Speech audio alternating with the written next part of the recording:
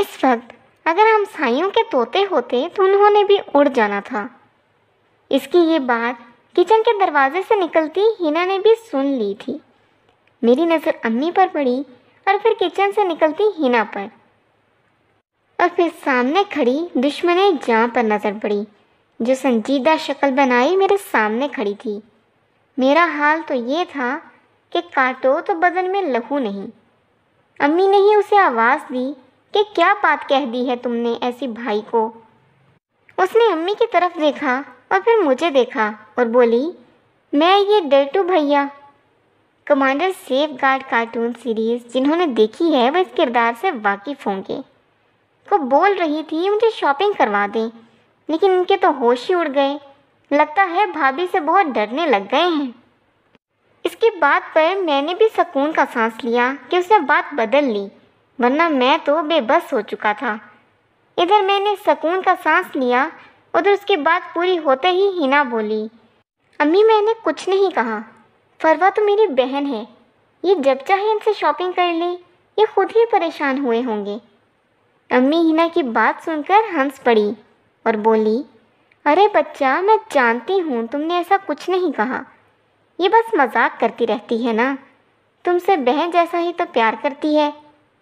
ہینا امی کے پاس بیٹھ گئی تو فروا نے ایک نظر ادھر دیکھا اور بولی، ہاں میں بہن ہی تو ہوں نا ان کی۔ یہاں تک اس نے اونچی آواز میں کہا، اور پھر اس کے بعد ہلکی آواز میں جھکتے ہوئے پلیٹ سے بسکٹ اٹھاتے ہوئے بولی، لیکن تمہارے گندے میاں مجھے تمہاری سوکن بنانے کے چکر میں لگ گئے ہیں۔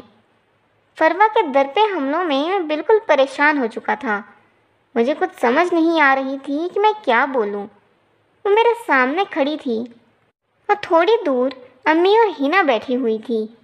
میں چائے کی پیالی اور بسکٹ کی طرف دیکھتا اور کبھی ان سب کی طرف، کیونکہ صورتحال ہی عجیب بن چکی تھی، مجھے سمجھ نہیں آ رہی تھی کہ کیا بولوں۔ فروا نے نیچے جھکتے چائے کی پیالی اٹھا کر میری طرف بڑھائی اور بسکٹ کی پلیٹ میری طرف بڑھاتے ہوئے ہلکی آواز میں بولی، اب جو ذائقہ آپ کو پسند ہے، جدھر زبان لگانا چاہتے ہیں وہ ذائقہ تو نہیں ہے، لیکن پھر بھی کھا لیں، ورنہ خالی چلنے سے پیٹ نہیں بھرتا۔ اس کے چہرے پہ عجیب تاثرات تھے، جیسے مجھ سے بہت ناراض ہو، لیکن وہ طنزیہ انداز میں بات کیے جا رہی تھی اور میں بالکل چپ چاپ اس کی باتیں سن رہا تھا، کیونکہ ان باتوں کا میرے پاس کوئی جواب نہ تھا۔ اب امی اور ہینا کو ایسا لگ رہا تھا کہ مجھے شاپنگ کے لیے راضی کر رہی ہے۔ مجھے بے بس دیکھ ہینا نے آواز لگائی، ارے بھائی اتنی پریشانی کیا ہے، 10,000 میں دے دیتی ہوں، جائیں اس کو شاپنگ کروا کے لائیں۔ میرے بولنے سے پہلے ہی فروا بولی، ارے نہیں بھابھی، پیسے بھی یہ خود لگائیں گے، آپ سے تو بالکل نہیں لینے۔ میں نے بھی تھوک نکلتے ہوئے کہا، ہاں ہاں میں خود شاپنگ کروا دوں گا جب بھی کہو۔ مجھے اپنے اوپر سے بوجھ تھوڑا کم ہوتا محسوس ہوا، لیکن یہ فکر مجھے کھائے جا رہی تھی کہ اب فروا کا رویہ کیسا ہوگا، یہ تو مجھے باتیں مار مار کے ہی مار ڈالے گی۔ فروا بھی مڑ کے ان کے پاس چلی گئی اور میں چائے سامنے رکھے چپ بیٹھا تھا۔ پھر مجھے خیال آیا کہ چائے تو پی لوں، اور میں نے چائے پینی شروع کر دی اور ایک نظر ان پہ بھی ڈالتا جو آپس میں باتیں کیے جا رہی تھی۔ میں نے چائے پیتے پیتے ان کی طرف دیکھا تو وہ تینوں آپس میں باتیں ہی کیے جا رہی تھی۔ میں چائے پینے کے ساتھ ساتھ ان کی طرف بھی دیکھ لیتا تھا۔ فروا نے مجھے بار بار ادھر دیکھتے میری طرف دیکھا اور میرے پاس بیٹھی ہینا کے گلے میں بازو ڈال کے اس کے منہ کے ساتھ منہ لگا کے مجھے آواز دی، بھائی کیا خیال ہے؟ پھر میں نے جیسے ان کی طرف دیکھا تو اس نے آنکھ مارتے ہوئے مجھے اشارہ کیا، بھابھی کو بتاؤں پھر یا رہنے دوں؟ مجھے تو لگا کیسے یہ لڑکی مجھے مروائے گی۔ میں نے بڑی مشکل سے خود کو سنبھالا اور اس سے پوچھا، کیا بتانا ہے بھلا؟ ارے اس نے اسی طرح آنکھیں مٹکائے ہوئے کہا، وہی جس کا پتہ چلنے کے بعد آپ کی شامت آنا لازمی ہے۔ لو اب ایسی بھی کیا بات ہو گئی ہے؟ امی نے ہینا کے کچھ بولنے سے پہلے ہی پوچھ لیا۔ ارے امی، بھیا کہہ رہے تھے کہ تم میرے ساتھ شاپنگ پہ جاؤ گی تو بس 200-300 کی چیزیں ہی لے کر دوں گا۔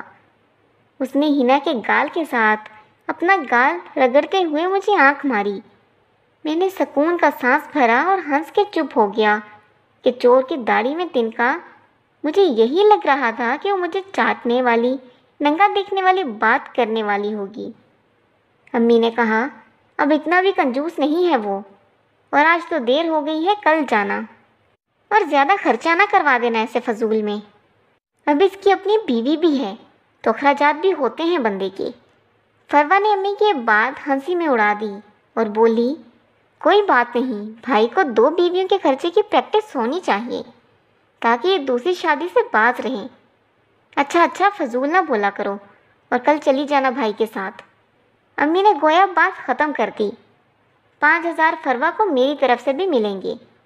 ہنا نے بھی سخاوت کا مظاہرہ کرتے ہوئے اعلان کیا تو فروا ایک بار پھر اس کے گلے لگ گئی اور اسے چوم کر بولی، میری پیاری بھابھی، آپ تو بہت اچھی ہو، بس یہ بھیا ہی کھڑوس سے ہیں، اور ہنسنے لگ گئی۔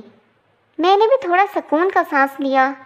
تھوڑی دیر بعد ابو بھی آ گئے اور ہماری باتیں چلنے لگی، اور آپس میں باتیں کرتے کرتے امی کی نظر میرے سامنے کپ پر پڑی تو امی نے سختی سے کہا، فری، ابھی تک کپ کیوں نہیں اٹھایا؟ بھائی کے سامنے سے۔ وہ تیزی سے اٹھی اور بھاگتی ہوئی میرے قریب آئی اور بولی، یار آپ ہی بتا دیتے نا ڈرٹو بھائی۔ یہاں تک اس کی آواز سب تک پہنچی۔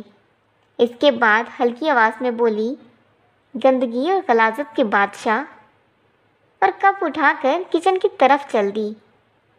مجھے اس کا یوں طنز کرنا بہت عجیب لگ رہا تھا، مگر میں اور کر بھی کچھ نہیں سکتا تھا۔ تھوڑی دیر بعد وہ لوگ اٹھ کر کچن میں چلی گئی اور کھانا پکانے لگ گئی۔ میں بھی ڈر کے مارے باہر ہی بیٹھا رہا، ان کی طرف نہ گیا۔ پھر ہم نے کھانا کھایا اور ہم کمرے میں چلے گئے۔ کمرے میں جاتے ہی مجھے ہنا نے بازو میں پکڑ لیا اور غصے سے بولی، یہ کیا حرکت کی ہے جناب؟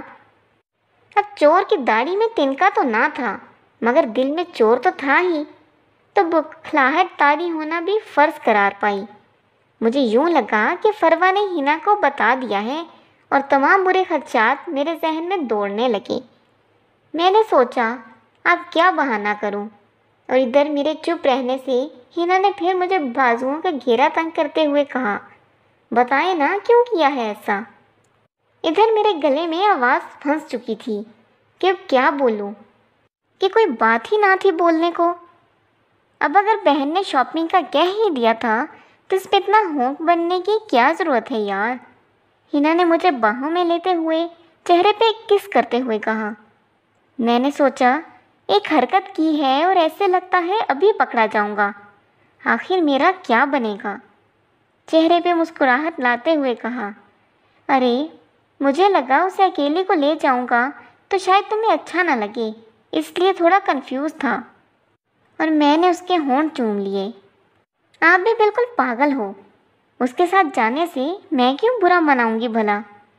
اس نے مجھ سے چہکتے ہوئے کہا، مجھے اچھا لگے گا بہن کو پہلے کی طرح بلکہ پہلے سے زیادہ پیار کرو۔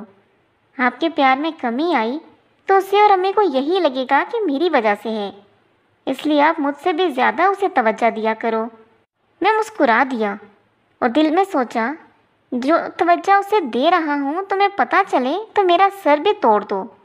لیکن اوپر سے مسکراتے ہوئے کہا، جو حکم میری رانی، اور اس کے کمر کے گرد بازو کا گھیرا سخت کرتے ہوئے اسے تھوڑا اوپر اٹھا لیا اور کہا، جیسے میری رانی کہے ویسے ہی ہوگا۔